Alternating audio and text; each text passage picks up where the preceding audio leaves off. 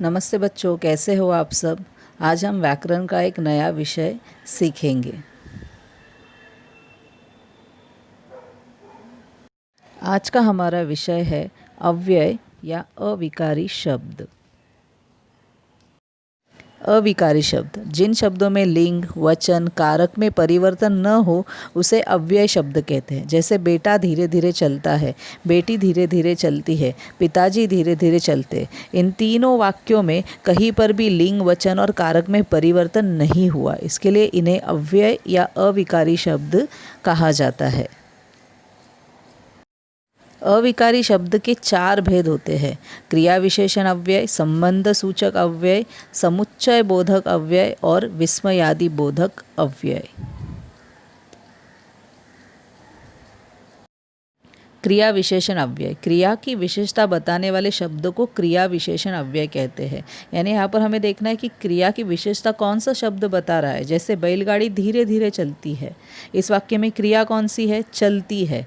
तो कैसे चलती है बैलगाड़ी? धीरे धीरे। तो धीरे धीरे शब्द ये विशेषता बताने का कार्य कर रहा है। क्रिया विशेषण अव्यय के 4 भेद हैं: कालवाचक, स्थानवाचक, रीतिवाचक, परिमाणवाचक।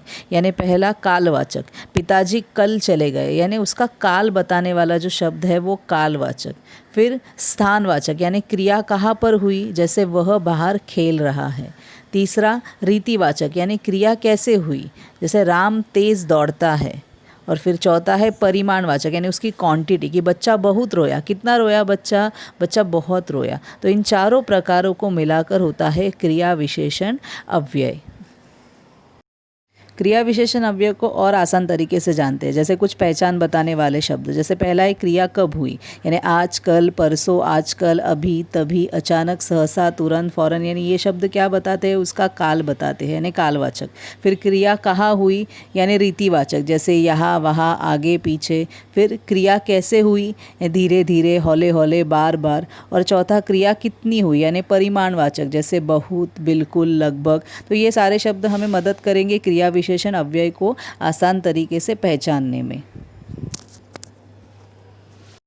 अव्यय शब्दों को पहचानने के साथ साथ हमें परीक्षा में ये भी प्रश्न आता है कि क्रिया विशेषण अव्यय का वाक्य में प्रयोग कीजिए। यानी नीचे दिए गए क्रिया विशेषण अव्यय शब्दों का वाक्य में प्रयोग कीजिए। जैसे यहाँ पर मैंने दिया है, पहला शब्द है तुरंत, तो वाक्य कैसे लिखोगे? बच्चे तुरंत चले गए। फिर धीरे धीरे, हिरन धीरे धीरे चलने लगा। अंदर, रमा अंदर सो रही है। बहुत, भक्त ने बहुत खोजा पर भगवान नहीं मिले। तो ऐसे शब्द दिए जाएंगे, उनसे आपको वाक्य बनाने हैं। तो ये देखा हमने क्रिया विशेषण अव्यय। हमारा दूसरा भेद है संबंध सूचक अव्यय, यानी जिस अव्यय के द्वारा संज्ञा या सर्वनाम का संबंध दूसरे शब्दों के साथ सूचित होता है उसे संबंध सूचक अव्यय कहते हैं। यानी राधा पेड़ के पास खड़ी है, अभी इस वाक्य में संज्ञा कौन सी है? राधा और पेड़। तो इनका संबंध दूसरे शब्दों से जोड़ने का काम कौन सा का शब्द कर रहा है? के पास। तो यहाँ पर के पास ये क्या हुआ? संबंध सूचक अव्यय।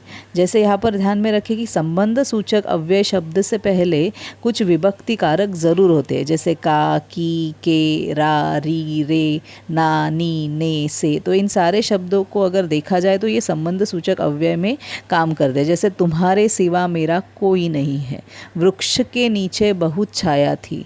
तो ये जो शब्द है वो हमें संबंध सूचक अव्यय की जानकारी देते हैं।